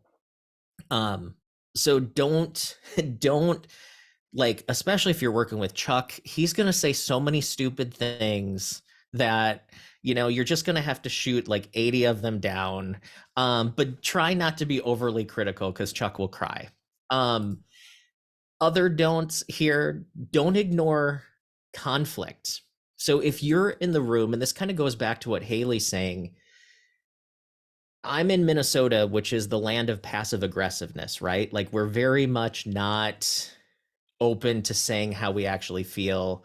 If you're in the room and you feel like there's tension, try to like actually stop for a minute and talk to your co-writer about like, hey, is everything okay? Like, I feel like we're not clicking here, because we're people. Neil said something earlier where it's like, we're all going to come into this things with our own personality issues. We're going to bring our everyday life into the writing room. If there's anything that's coming up, be sure to like address them rather than just letting them sort of stew and then explode later. CJ, this comes down to what the question that you asked earlier. Don't rush the process. So take the necessary time to explore ideas and experiment and really refine the writing process. Rushing and saying like, well, we have to have it done by 3 o'clock today. That's fine if you literally have to like get it shipped off to a project, like then you actually have a deadline. But most of the time, if you have a deadline, there's still going to be revisions and things that still have to happen. But rushing can sometimes compromise the quality of the product. If you both feel, or if everyone in the room feels like there's something to the song, give it some time to grow. And even like when Neil was talking about putting distance between you and the song, sometimes that literally means putting it away for a day or a week and coming back and looking at it from outside of that creative mind space. Because sometimes we get so in the weeds, right? Like we picture the song in our head in a certain way. If you set it aside for a while and you come back to it, you can sort of see it the way other people see it. So don't rush that. Also, don't lose focus. So stay, whatever your goals are, stay focused on the original goals of the co-write and the vision of the collaboration, even if there's challenges or distractions. There's times where I have worked with people and it can be hard, and you have to try to talk to them, but sometimes their phone is constantly going off, or like, they have their friends show up. Like, I don't know if you've ever worked with rappers, but rappers will show up with their entourage, who has their entourage show up later. So like, you have to try to stay focused on all of these like things in the midst of it. And if it gets to be too ridiculous, then that's where you call it off as well. Don't be rigid, be flexible in your approach. Allow, room for that organic growth and evolution of ideas and your own process. Other things, don't neglect the documentation. We already talked about that, but keep track of all the ideas, because sometimes the work that we throw away can have some ideas in it. So try to keep as much of your ideas, melodies, lyrics, document the whole process. Andrea Stolpe told me one time, she goes, if you throw something away, she goes, you better be able to have a damn good reason that you threw something away, because you never know when it's going to come back. Also, we talked about this before. Don't disregard equal credit. Don't let the egos dominate. Don't forget, this is probably not the last song that you're going to write. I think this probably is key. Neil said that even the best writers in Nashville have only a 4% like average of songs going anywhere.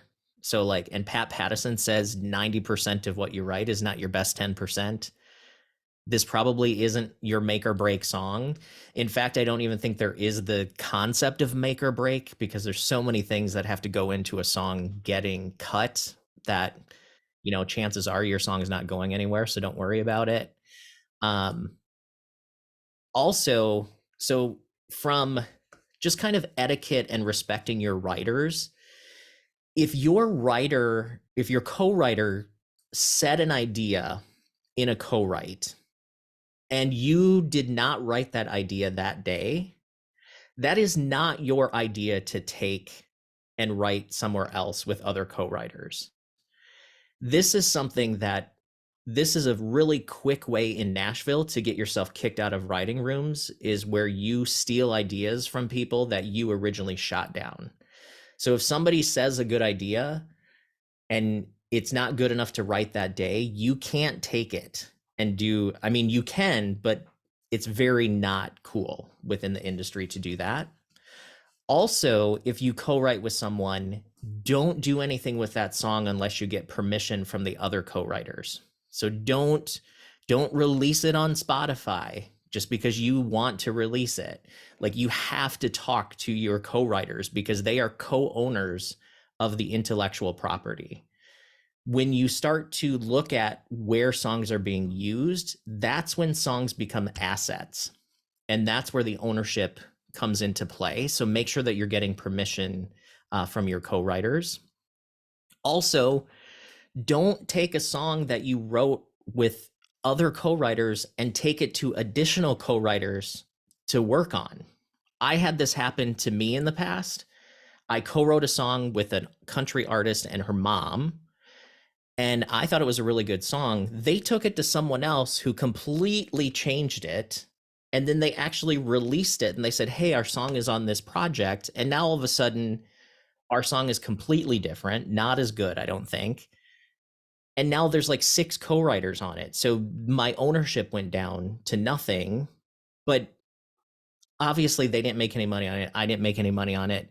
But to be honest, it really pissed me off, and I never worked with them again because I can't trust them. I can't trust that the work that we did is going to be respected. So don't do that. Also, we already talked about don't release it. And here's something that I think is really important, is if you ask someone to co-write and they say that they don't want to, or they say that it's not the right time, like, don't feel bad. It's okay. There's someone out there that's going to want to co-write with you. It's not a reflection on you necessarily. So those are my don'ts. So any questions, thoughts on any of that? Neil, what are your thoughts on everything that I just covered? Oh, that's phenomenal. This is just such good. I wish somebody had those, it's like, I think by both when you and I were going through this, nobody talked about this, literally. And that was part of the reason I made a class for Berklee, because it's like you had to discover the etiquette through trial and error and stuff in the rooms, which was awkward. So many of those things, they're just all great points. I was going to throw something out. It made me think of something like you talked about, like, not taking anything anywhere or doing a couple of thoughts just hit me that I think are just overarching stuff. Like you said, once you've written something with somebody, it's like you make all decisions together, like whether it's to modifying a lyric, melody, this or that, or who you're going to pitch it to, what those are now grouped. It's like a family, and so realize that too. For that song, it's like a mini marriage. Everything that happens for the rest of the life of that song, we're going to figure out together. And when you think about this mentality, which has helped me, it's just like the reality is like the etiquette of co-writing is sort of just like etiquette for life. I find I've become a slightly better person by being a better co-writer. So it's helped me in other areas. But like, think of anything too. Like, say if Chad and I wrote a song together, and I got all of a sudden an idea to pitch it. I'm not going to run out and do it, even that I think this is going to make us millions of dollars. I'm going to call up Chad and say, hey, Chad, what do you think about, hey, there's this opportunity. What do you think about this? And that's even different than saying, hey, Chad, I want to pitch this to so-and-so. That's already, even to me, that's a little, I'm just, hey, what do you think of here? There's an opportunity. What do you think about it? And then he might say, well, tell me more about it. Okay, let's discuss it. It's the same thing you do whether there's 5 of us or 4 of us, and it seems, you get everybody together, because it would be the same thing as a family decision. I decided we're moving, honey. It's like, I don't think that's gonna happen. So here's an interesting thing. So I wrote a song with, I was in high school, and I wrote a song with a fellow high school student, and we recorded it. We recorded a demo many years ago, like 25 plus years ago. And all of a sudden, out of the blue, I get a message on Facebook, and she says, hey, do you remember this song we wrote in high school? And I'm like, I mean, it was like one of those blasts from the past, like never thought about this song like ever, but all of a sudden it sort of came back, right? And she goes, I'm working on an album and I want to release it, but the producer had made some changes, so he's wondering about like doing he would be added as a writer. And I was like, yeah, that's fine. Like, I didn't even remember the song, right? But the fact that she took the time to reach out to me and say, hey, this is our song, can I have permission to do this, made such a difference than if I would have all of a sudden heard that song and somebody else had co-writing credit on it and I didn't know about it. I had the choice to make that decision, but if she would have just done it without asking, that would have been like a slap in the face, right? So it's good business to not mess around with people. You know what I mean? So yeah. Awesome. CJ, you had your hand raised. Yes, thank you, Chad and Neil. Can you hear me? Yep, Okay, we're good. great. I had been on the receiving end of this kind of crap for a long time. I mean, like people taking songs that we wrote and taking them without asking me to managers, to labels, to artists, and all that stuff. And I just wanted to say, sometimes I would get so caught up in being pissed off about that, that somebody didn't ask me first, that I would say, okay, that's it. I'm not gonna participate in this. And I kind of think I cut off my nose to spite my face in some way. So I just want to say, if somebody does go to somebody because they get excited about a song and they do go to somebody like a manager or a label and they do present it, try to temper that, be okay with that and just kind of move forward with the song. I just wanted to throw that in. I've had a lot of songs ripped and recorded. Yeah, I mean, you have to make that choice, right? But I think the idea is hopefully your co-writers were at least letting you know that some of those songs were being pitched, or at least coming back and saying, did they let you know after it got some attention, or was it just you discovered it? Yeah. Mm-hmm. Oh, I mean, I think no. Once it was just me discovering it when they handed me the CD with all my songs on it. Got it. So, but that's something that you should work out in the beginning of your co-write as well, is to say, hey, if we come up with a song that we both believe in, if both of us are pitching it to our networks, that's where like 2 heads are better than 1, right? So that's part of the advantage of working with a co-writer, is you have more opportunity of the song actually finding a home. But again, it all comes down to, if you understand that your co-writers are going to be doing that, then you shouldn't flip out if they come to you and say, hey, I sent this song to like Dua Lipa's manager and they're like interested in the song, right? You could be like, sweet, let me know what I need to do. You know what I mean? Like, yeah. I mean, that's what I tell people too, about like, they worry about copyright and is someone going to steal my song? Like, make sure that you're being smart, but like, I want someone to take one of my songs and make it big, because you can't sue somebody for nothing. You know what I mean? So like, if they can make money with it and I can prove I wrote it, sweet. Stu, you had your hand raised. Yeah, I've heard elsewhere that it's a good idea to go into a co-write session with like 5 or 6 ideas already in your back pocket.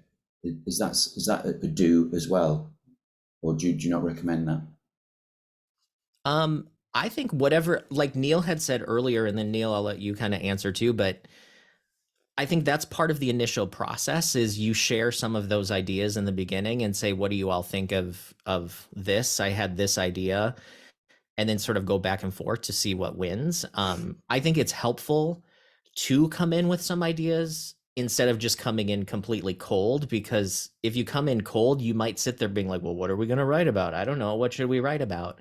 Whereas if you start to have conversations about, like, I had this idea, what do you think about this? There might be something to latch onto. But Neil, what are your thoughts on that one? Yeah, no, it's a great question. And it's, yeah, and you are like in a professional writing session, you're expected to have ideas. Now, also realize you may never present them. And like, so it's sort of the way it goes, but show up, like Chad saying, show up prepared. And I talk about this in the collaboration class, and being clear on what that is. And you can have ideas in all different ways. You know, most writers have lists of titles, tons of titles, you know, and the best writers I know, you know, no matter whether you're New York, LA, Nashville, so everybody kind of does the same thing. You have a whole bunch of titles. You have a whole bunch of little, you might have, you know, if you create these things, drum beats, you might have chord progressions, grooves, riffs, little melody things, all these little snippets. And very often prior to the write, like Chad had talked about earlier, writes can be very different. It might be just wide open. You're just going to write a song. Other times it might be writing for a specific thing. So you're going to nail that down. Now, if a couple people who collaborate normally are going to write with an artist the next day, they're going to get together and go like, hey, what ideas? They might even brainstorm on the ideas so you're going to clump those together. So come with them. You could walk into that room and people start talking, hey, how's it going? Blah, blah, blah. You know, hey, well, I had this really tough thing happen to me, you know, the other day with my partner, and we got and you're like, let's write that. And you might never show your ideas, but you want to have them there. And the other thing too is, like Chad talked about, be fine. Like I'm just playing some ideas possibly to find what resonates. It's no reflection on my ideas. If somebody doesn't like that title idea, doesn't like that melody idea, it's just not the right idea for the room. And also a big thing which I've run into a lot with young writers is like differentiating between ideas and coming in with like some people go, I got a whole lyric, you know, and if you and there are situations where if you know ahead of time, like if somebody came to me and said, I've got this song that I've kind of roughed out, but I really needed to get finished. That's a whole different situation. That's a completely different kind of collaboration than I'm thinking I'm coming into the room to write something together, which is kind of what we do most of the time. But avoid, you know, if you've got something all fleshed out, like imagine somebody showing up to you and say, here, I got this thing and this is what I want to do. It's sort of like what we call steamrolling. It's sort of like, well, what do you want me to do? You know, like you'll often get, well, that's a cool idea. Why don't you write that one on your own? You know, you already. So be careful of bringing too much. So I like to think of ideas are little things to start. And I think going back to, again, apologize for being late, but where I came in on this, hearing some stuff, at the reverse of that, don't bring anything into a collaboration you're not willing to let somebody change, manipulate.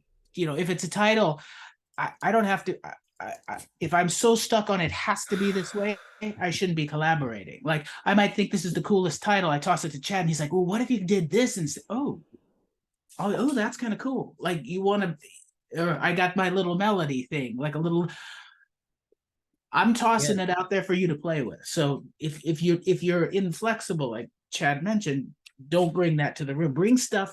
It's fodder for writing, but come with stuff.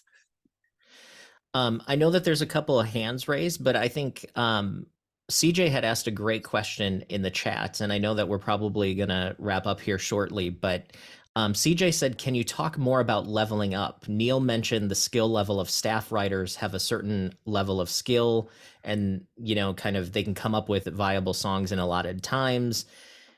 I definitely want people to hear this, Neil, from like, what does that skill level, what is that bar like? What are people up against if their goal is to be a songwriter and maybe be a staff writer or work in Nashville? Can you elaborate on some of that?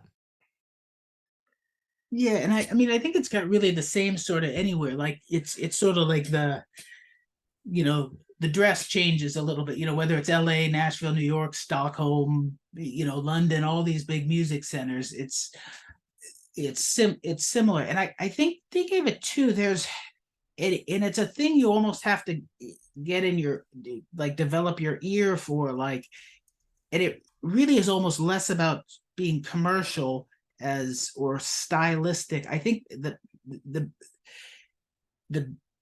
biggest thing you want to do, and I think this is the hardest thing and it takes a while, is to be able in your ear to separate like style, sound, subject matter, genre, all that, be able to separate that different from craft, that ultimately they will go together. But like you can take a song, like whether it's a, you know, Cole Porter song, a Gershwin song, you know, Olivia Rodrigo song, a Max Martin song, a Shane McAnally song, and you, like, when you start to realize, oh, I can hear all those, and one or some of them may not be your favorite style, but you're like, wow, that's a well-crafted song, you know, Paul Simon song and Dylan song and this song. And you, when you're able to kind of hear like, okay, understanding the craft of that song, that it really kind of goes back to what Chad was saying. It's getting that songwriting is really just, to me, a combination of two languages. It's the language of lyric that you're speaking in, and it's the language of music, and understanding that, like, I play this chord progression, I sing this melody, that communicates something. And like, I think the mistake we sometimes made, I'm just like, this is the way it came out, therefore it's creative brilliance. And it's, but that's sort of like me saying, I'm going to go try to speak Norwegian, and this is the way it came out, and people are going, I don't understand you, Neil. You know, and it's like, so, but being able to differentiate, it's almost like, how many of you are producers? How many people do production? Okay. When, you know, you can, like, it's the same thing for, like, you know, there's sort of different layers as a producer. There's like sort of what you bring in on the creative level, but also your production has to sonically be to the level of a professional recording at some point. And if you're not there, it's not a I'm there or not, you just get there. It's literally, there is nothing in songwriting or anything that you needed an extra gene for, or you were born without a gene. I swear, the easy thing is, all of this is learnable. Every person who is amazing, here's the simple thing, once wasn't. So nothing but just time and focus. So they're not special. But in the same way, like sort of how you can A/B, you know, like, okay, my mix is good, you know, my mix is equal to a professional mix or not. Almost in this kind of, you know, that's more of a technical thing in a production, rather than, hey, what sounds did I choose, or how did I do the arrangement? It's in the same way you kind of realize, like, hey, is this song, you know, from the big picture, form down to structure of each section, down to how the lyric and melody, you know, do I have that fundamental song solid? And that's kind of, in a way, sure, it gets tied in with your style, but that being able to start hearing that layer of a song, and I feel one of the best ways to do it is take songs, play them on one instrument and sing them. Like, take even a big Max Martin production, take a Katy Perry song, sing it with like guitar, and you'll go, oh, start understanding the fundamental construction, because construction is like the language. It's sort of like if I spoke to you in English and I did things that, you know, like everybody speaks, we don't have to be like grammar majors, but if we butcher the language too much, you won't understand what I'm saying. You know, words, mouth coming out of mine, you're already going like, what's he saying? So we follow certain parameters of language. It's not having to follow rules, but when you understand those, and when I get creative in there, how I put my words together has an impact. The same way with notes. The way I put something together with notes and chords, there's things that work and don't. And if I can be creative within that, but understanding that, and that's developing your ear for that. So studying a lot of songs and noticing that construction, because that craft level is very high, whether you're in the commercial world or the independent world. I think one of the mistakes is we can sometimes, I work with folks in the commercial world as well as those in independent, that sometimes we can go, well, I'm independent, I don't, and for something to impact somebody, you know, something needs to be constructed in a way. It's really all the same to me. You're literally just trying to put pitches, rhythms, and words together in ways that, what Chad said, communicate and connect with people. And it's literally the same thing. Certain things maybe because of trends and styles might take off in similar ways, but the better you can do that and learning that construction, that gives wings to your message. Because if you think of it, our emotions are inside us, our feelings and our thoughts. We're already translating. We're all speaking English here, so we're translating them through English. So we have some command of the language to express ourselves. English isn't some innate thing. We just happen to be born here, so we learned that. If we were born in another country, we'd be speaking a different language. So we'd be saying the same feelings through another language, through another structure. So as your job is just to learn how to best use those tools to get out what's inside you. And when you do that, you start realizing like, oh, if I construct something this way, wow, that really makes impact. And it goes back to what people were talking about before. I think people were mentioning, hey, what's this song about? What's the feeling or emotion? I think Haley was talking about that, saying, you know, if I know the feeling of this song, you know, because think of it, I can communicate in, like, we forget something like music, melody communicates something to me. I know this might seem like a tangent, but if I go, you know, I just made a statement. But if I go, I just said a question. I didn't say any words. But what is that? That's pitch and rhythm.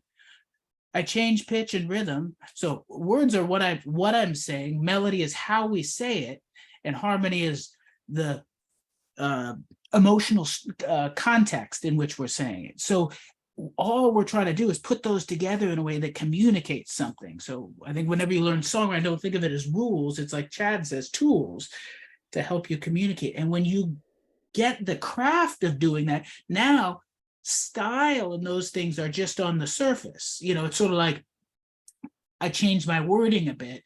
You know, it's just like, say, for those of you write country or something, you know, in the South, they speak a little bit differently than in the Northeast, than in the West Coast, but it's not a totally different language. It's just a little bend on the same thing.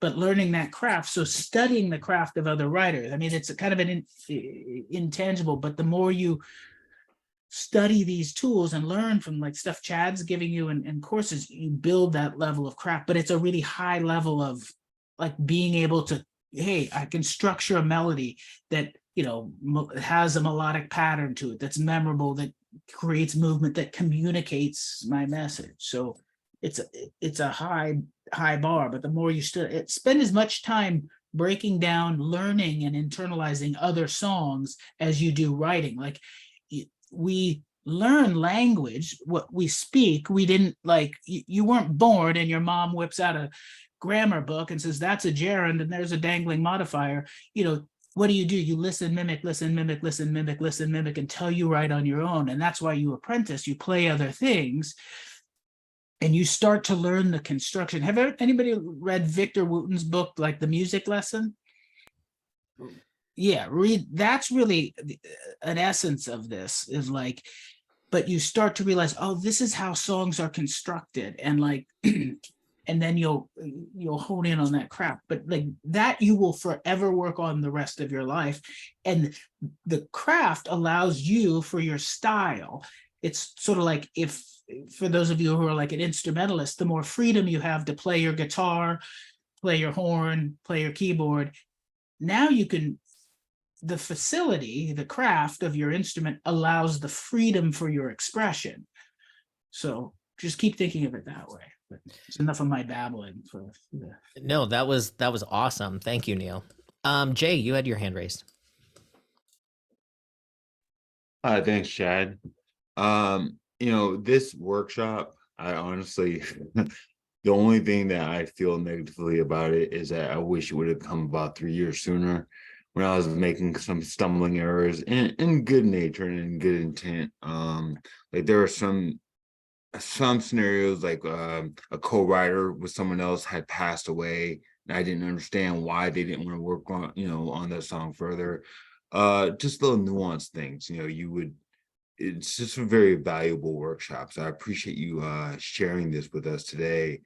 As always, just fantastic content. Neil, thank you so much for being here. Your work, first time I saw you was on a Berklee workshop that you were doing in person, and I saw it on YouTube, and it was what helped me start writing my lyrics in a certain notation styling that I could understand, because I didn't really, until I heard the pitch rhythm, didn't really think about how I could convey the carriage of the tones or the carriage of the melody. And so once I saw that workshop, I was like, okay, I need to get more granular, and you helped me do that. So thank you for that. And honestly, Chuck, as always, man, you're like a big brother to me, like a sibling for the community, and what you bring, being out here, just like going from different areas and doing your co-writes. And so I get a lot of value coming here, and I can't thank so many of you enough for what you contribute as I continue to learn and stumble along my path. So thank you all, and I look forward to your next workshop, Chad. Awesome. Well, thanks, Jay. And Stu had probably one final question here. He says, is it common and viewed as good practice to say at the end of the day, okay, you develop a song with your co-writer, but maybe you're not seeing eye to eye? Is it common for somebody to say, well, you write it your way, I'll write it mine, and then have two separate songs? Neil, I'll let you kind of comment on that. But I think for me, that's something that you really have to discuss, Stu, is if you both agree that that's okay. But then you may want to still give that, depending on how much of the song you end up using, you may still want to give each other co-writing credit, because it wouldn't have existed at all if you hadn't done that pre-work. So I think I would say the best practice is, first off, talk about it. But I mean, it's better to probably give them credit on your song, and they should probably give you credit on theirs. I don't know, Neil, would you agree with that? Yeah, I think that's probably the best thing I would do. And I agree with you too. That's kind of the like last ditch effort. That's sort of like having a on theory amicable divorce that you still don't like each other, because it feels like you're going to leave that in a kind of a dark place. But just if it happens to be, I hate to get to that. And we're going to have times, but I think like Chad says, yeah, I wouldn't, if we say, hey, why don't we just go our own way? Like, make sure that parting is good, and the way we do anything, like, we can be like, hey, why don't you write yours and I'll write mine? Now we walk away. But if you just say, hey, gosh, I don't know if we're getting here, just, you want to leave that in a good spot. But I would absolutely give that other person credit on mine, on the thing I'd write, and hope they would too. Because otherwise you just, again, it's the one song isn't worth ruining a friendship over it. And this just did bring up one little point I was going to throw out, is just a tool that I know this kind of goes back to a little bit of minutia, but a couple things I've found in sessions that might be helpful, because we've all, like Chad was saying, we're gonna have times as creative folks, we're not gonna always agree. And that's what, like, we can sometimes put the collaboration thing out there, find the thing you like, and we follow those principles, but it doesn't mean that, like, we're just going to be hugging each other all the time. We're going to have differences. But a couple things that I found are effective. Everything's in how we handle it. It's like, how we say that you can say the same thing to somebody, or say the same fundamental idea, and one way it can piss them off, and one way it can just be like, oh, I get you. But some simple things, I think, when Chad talked about letting go, if I'm in a place in a song where, like, we're at some spot and we're kind of not seeing eye to eye, I might just sometimes say, hey, let's move on to this. And what do you feel? Or I'll say, why don't we move on to the so-and-so, and let's come back here later. Or I will sometimes, and most of the stuff I just learned from other writers, and you just watch people. But something I found really helpful too, like, you may have something, an idea you're really stuck on, but you're realizing not everybody else is cluing in. And if I keep forcing that, I'm going to bust the relationship. But what I found, and I learned this from somebody who was helpful, when some of the others are going somewhere, say you have that thing you're holding on to and they're not budging, you say, okay, all right, let's put down what you have got, and just say, hey, would you be okay if we revisit this later? I might fight for this. And this is a little signal that it's non-confrontational fighting, but that there's a phrase we always say in co-write, like, trust your co-writers, that Chad mentioned this, like, if somebody says that to me in a collaboration, and I'm like, they're saying something, and I'm like, and say there's three of us, me and the other writer are like, it's not killing us. And they say, hey, let me move on, but I might come back and I might fight for this. I kind of make a mental note, and I'm like, they must be hearing something I'm not hearing. And that's out of respect, that I'll come, and that puts me in a place of going, like, okay, they're cool because they're not pushing it on us, but we're going to go, okay, because I have found, and you've probably been on both sides of this, some idea is in our head, but we're imagining something out here, and it all works together. I can't tell you how many times when somebody said that, as we've gotten further in the song, they come back to this thing, and I'm like, oh, that idea that I didn't think was so great is brilliant now, because I hear where we got. And I don't want to go into too many of those things, but these are little tools. It's like so much, it's everything Chad said. The way you communicate with people makes the huge difference in how a collaboration goes, because you're being open. You're, okay, I'm hearing you out, and those will help, because they'll help diffuse times when you have disagreements, because you can't pretend they're not going to happen, but you want to be able to do those delicately. All right, let's move on, and let's come back here later. Let's check it out. Okay, you'll have time to revisit that place. I don't have to be like, I got to get my idea in here. So anyways, that's enough. Awesome. Well, everybody, that's probably our time for today. But Neil, I just want to thank you first off for joining. This has been awesome to get your perspective with your experience. And obviously, if people want to take your class through Berklee, they can find that online. Are there other ways they can get in touch with you and kind of follow your career as well? Sure, you can send me an email. It's just my two names, neil.diercks@gmail.com. And I do a bunch of stuff. I do the Berklee stuff. I do stuff outside of Berklee. I do a lot of in-person things with folks, and I do some one-on-one stuff, and I put small groups there. I can tell you more about that if you're interested. But Cool. But yeah, absolutely. Yeah, it's a great group, and I encourage all you. You guys are so fortunate to have Chad here. Just an amazing resource, an amazing writer, amazing human being. And I hope all of you will, use these things and work together to collaborate, and try it out. Like, I think a lot of times we forget, like, we're like, okay, it's like, hopefully you can leave this room and go like, all right, now I got to go find some collaborators. They're right here. They're right. And think about this, these will be some of your easiest collaborations, because you've all heard the same stuff. And I think going back to what Chad talked about earlier, that communication, when something gets weird, you just go, hey, I'm sorry. Hey, make your pitfalls here, but you're going to have an understanding group because you've all heard the same stuff. So somebody's going to, it's not going to be awkward. You got the best group right here to work with. So awesome.